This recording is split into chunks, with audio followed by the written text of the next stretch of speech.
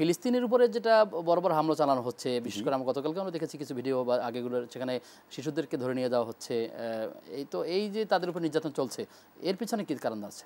জি, এটি আজকেই নয়, এটা অর্ধ শতাব্দী ধরে কিন্তু এই কর্মযজ্ঞ এবং এই নৃশংসতা, এই তাণ্ডবতা চলে আসছে। তো এবং হঠাৎ হঠাৎ যখন আমরা এ ধরনের মিডিয়াতে সংবাদ পরিবেশিত হয়, আমরা আটকে উঠি, আমরা হয়তো মাথাচাড়া দিয়ে উঠি, আমরা প্রতিবাদ মুখর হয়ে উঠি, কিন্তু এতে কোনো সমাধান কিন্তু হচ্ছে না।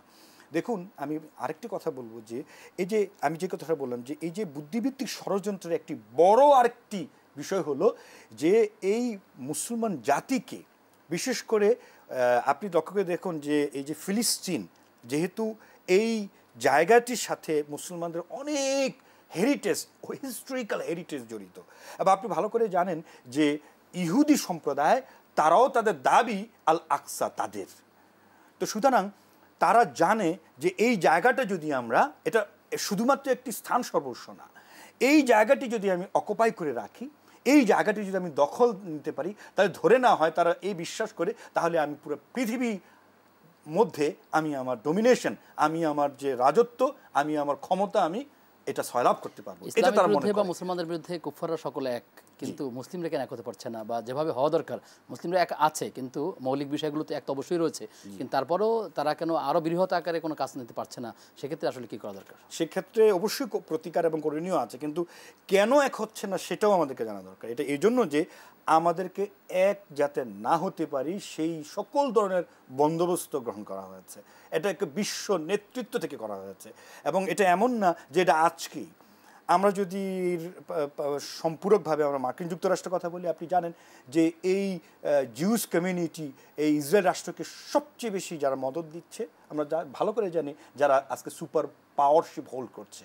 এবং খোদ মার্কিন যুক্তরাষ্ট্রে আপনি যদি পত্রপত্রিকা, আপনি ইভেন ইতিহাসে যান, আপনি দেখবেন যে জিউস লবি ছাড়া, জিউস কমিউনিটির লবি ছাড়া মার্কিন যুক্তরাষ্ট্রের ক্ষমতার পালা পরিবর্তন হতে পারে না। তারা এই পরিমাণ মানে পাওয়ার অকুপাই করে রেখেছে। তো সুতরাং তাদেরকে সমীহ করার জন্য এই খ্রিস্টান অ্যান্ড জিউস কমিউনিটি তারা ইউনাইটেড হয়েছে। মোতারাম, আমার কাছে একটি বই আছে, আমি বইয়ের আমি আপনাকে রেফারেন্স দিতে পারবো।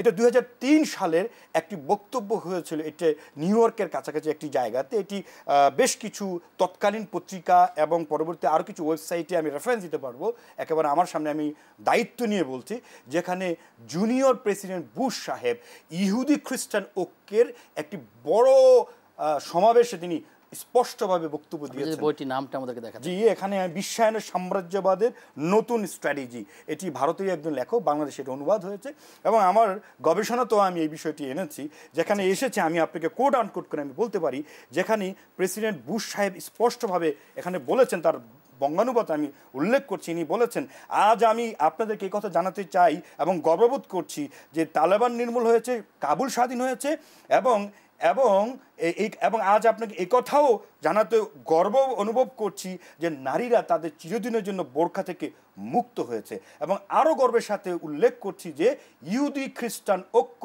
বর্তমানে সবচেয়ে শক্তিশালী হয়ে উঠেছে। তার বক্তব্যে এটি এসছে ইংরেজিতে, সেটা আমি অনুবাদ করছি, এবং আপনারা যদি কেউ এটা দেখতে চান তাহলে www.islamway.com ওয়েবসাইটেও এটা উপস্থাপন করা আছে, স্টিল আপনি এটা এখন খুঁজে পাবেন।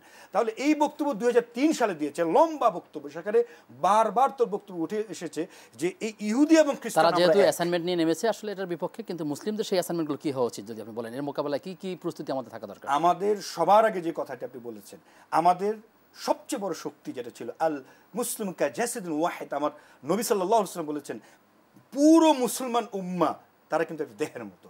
আমরা কি এখন দেহের মতো আছি? দেহের কোনো একটি প্রান্তে যদি আঘাতপ্রাপ্ত হয় কোনো না কোনো জায়গায়, তাহলে পুরো দেহ কিন্তু সেটা অনুভূত হয়।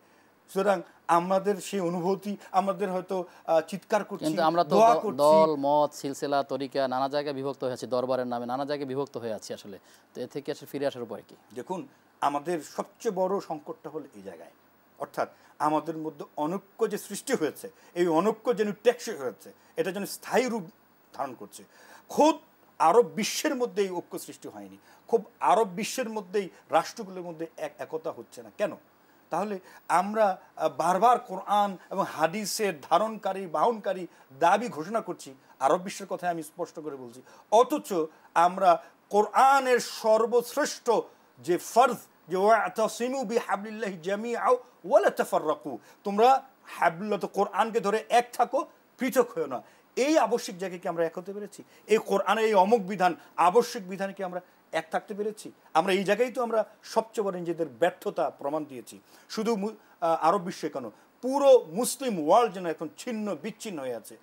আর একটু বড় সংকট মত আমি বলবো, সেটা হচ্ছে যে এই পুরো মুসলিম কমিউনিটিকে নেতৃত্ব দেওয়ার জন্য একজন একেবারে বিশ্ব নেতৃত্ব দেওয়ার জন্য সর্বজন গৃহীত একজন লিডারশিপ দরকার, মুসলিম নেতা দরকার আমাদের। আমি মনে করি এমন একটা নেতৃত্ব যে, আপনি যে কথাগুলো বলেছেন সেখানে মৌলিক বিষয় যেগুলো উঠে এসেছে তার মূল কথা হলো যে আসলে আমরা কোরআন এবং সুন্নাহ থেকে দূরে সরে গেছি, আমাদেরকে সেই জায়গাটা ফিরে যাওয়ার চেষ্টা করতে হবে এবং মুসলিম উম্মাহকে কীভাবে ছাড় দিয়ে হলেও একত্রিত হওয়ার মতো একটা প্ল্যাটফর্মে আমাদেরকে চলে যাওয়ার চেষ্টা করতে হবে। বলেছেন আমাদের আমরা আপনার কাছে মানসিকতা আমাদের ছাড় দেওয়ার চেষ্টা করতে হবে এই কারণে যে প্রত্যেকের নিজ নিজ জায়গায় স্বার্থের কারণে অনড় থাকলে আসলে কখনোই ঐক্য হবে না। সেক্ষেত্রে মৌলিক বিষয়ভাবে আসলে আমাদেরকে এক থাকার জন্য ছোট ছোট বিষয়গুলোকে আর আমলে না নিয়ে বরং ইত্তেহাদ কীভাবে করা যায় সেই চেষ্টাগুলো করার চেষ্টা করতে হবে।